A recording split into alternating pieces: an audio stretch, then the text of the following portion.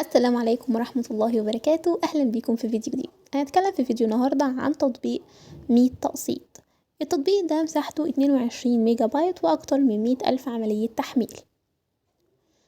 100 تقسيط هي شركة تمويل استهلاكية من 100 بنك. بتقدر من خلال التطبيق ده ان انت تشتري مشترياتك من خلال محلات معينة في التطبيق، بتديك عروض على حاجات معينة وتبدأ ان انت تقسطها على فترات محددة بالنسبة ليك انت او مريحة بالنسبة ليك انت. فالتطبيق كويس، غير كمان ان هو بيديك عروض والتقسيط بتاعك هو بدون ضمان، فدي حاجة كويسة.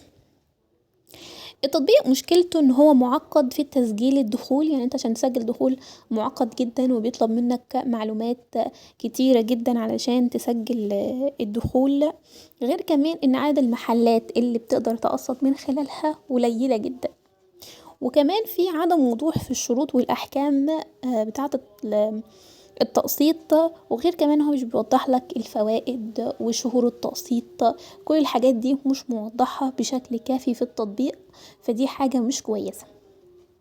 فاللي قدر يفهم التطبيق ويعرف الحاجات دي يستخدمه، انما اللي مش فاهم في التطبيق انصحه ما يستخدمش التطبيق، لانه هيضره اكتر ما هينفعه. وفي تطبيقات كتيرة تقدر تقسط من خلالها بدون الحاجة لكل المعلومات وكل التعقيد اللي في التطبيق ده. وفي النهاية لو عجبكم الفيديو اعملوا اعجبني وعملوا سبسكرايب للقناة وفعلوا زر الجرس علشان يوصلكم كل جديد. والسلام عليكم ورحمة الله وبركاته.